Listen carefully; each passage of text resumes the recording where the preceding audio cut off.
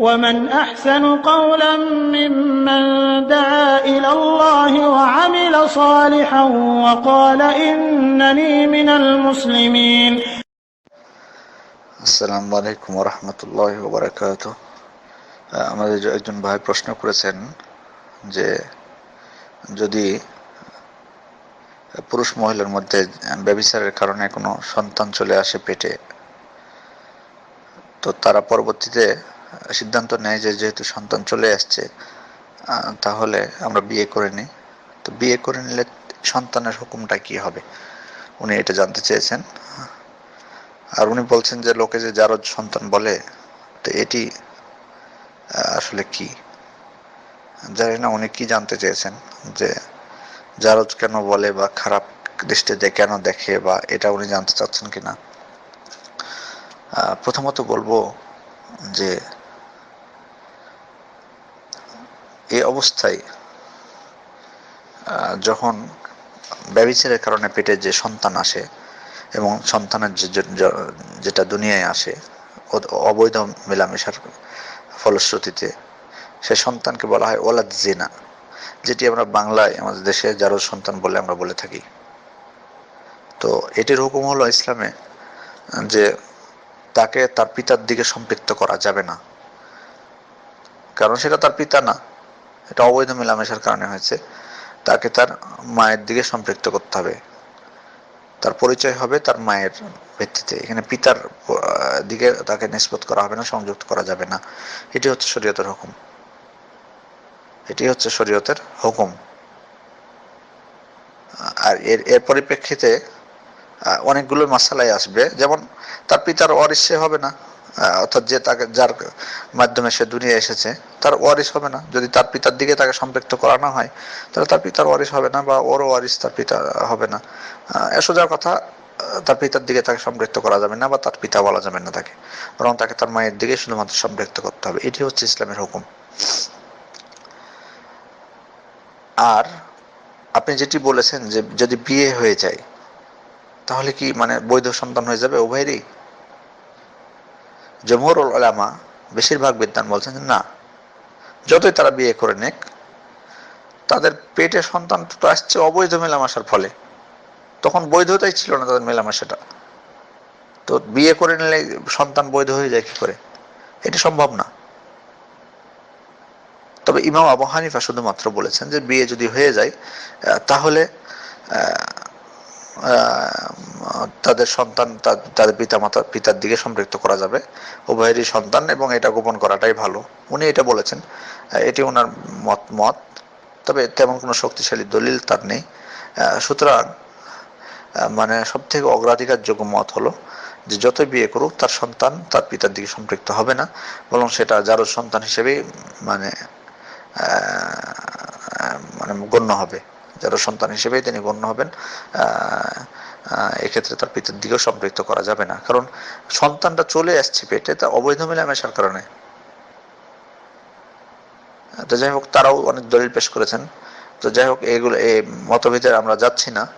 এটি হচ্ছে আপনার প্রশ্নের উত্তর। আর আপনি যেটা জানতে চেয়েছেন যে ও জারজ সন্তান বলে, এটা কি আসলে আপনি কি জানতে চেয়েছেন জানি না। জারজ সন্তানের আসলে জারজ সন্তান বলতে তো ওয়ালাদুজ জিনা যেটা বলা হয়, অবৈধ মেলামেশার ফলে যেটি হয়। তো হয়তো অনেকে বলে থাকেন যে জারজ সন্তানকে কেন আমরা ঘৃণা করি, ওর কি দোষ, ও তো নিষ্পাপ শিশু, ওর তো কোনো এখানে ভুল নাই, তাহলে ওকে কেন মানে খারাপ চোখে দেখা হয় বা এইভাবে বলা হয়? এটি অনেকের প্রশ্ন। উত্তরে বলবো যে আবু হুরায়রা রাদিয়াল্লাহু আনহু থেকে বর্ণিত, তিনি বলছেন ওয়ালাদুজ জিনা শাররুস সালাসা, অর্থাৎ জারজ সন্তান তিনজনের মধ্যে নিকৃষ্ট। কোন কোন তিনজন? অর্থাৎ জারজ সন্তান এবং তার পিতামাতা, অর্থাৎ যাদের মাধ্যমে সে দুনিয়াতে এসেছে, তাদের মধ্যে নিকৃষ্ট তিনজনের মধ্যে। হাদিসটি কিন্তু সহিহ, শেখ আলবানী সহিহ বলেছেন।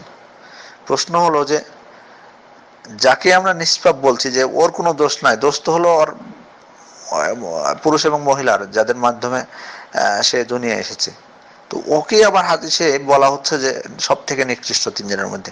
এটি কেমন করে হয়? তো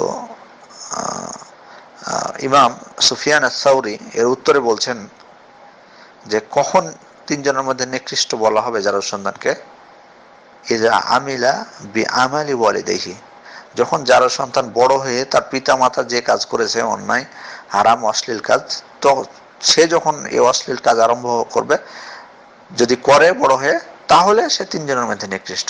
এটি উদ্দেশ্য হাদিসে। তিনি এটি ব্যাখ্যা দিয়েছেন যে এমনিতেই নিকৃষ্ট না, বরং সে যদি বড় হয়ে তার পিতা মাতার মতোই অন্যায় অশ্লীল কাজ করে, তাহলে সে তিনজনের মধ্যে নিকৃষ্ট।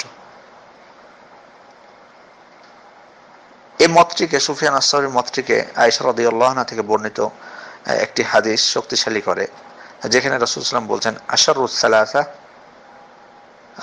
হুয়া আশারুস সালাসা ইযা আমিলা বিআমালি ওয়ালিদাইহি, অর্থাৎ জারজ সন্তান তিনজনের মধ্যে সব থেকে নিকৃষ্ট যদি তার পিতা মাতা যে কাজ করেছে সে কাজ সে করে।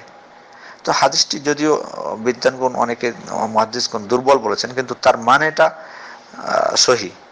হাদিসটির সনদে ত্রুটি থাকলেও হাদিসটির যে অর্থ সেটি সহি। কারণ আয়েশা রাদিয়াল্লাহু আনহা থেকে অন্য হাদিসে রাসূল সাল্লাল্লাহু আলাইহি ওয়াসাল্লাম বলছেন, লাইসা আলা ওয়ালাদিজ জিনা মিন ওয়িজরি আবাওয়াইহি শাইউন, তারপর তিনি তিলাওয়াত করলেন, লা তাজিরু ওয়াজিরাতু ওয়িজরা উখরা। হাদিসটি সহি, যেখানে রাসূল সাল্লাল্লাহু আলাইহি ওয়াসাল্লাম বলছেন যে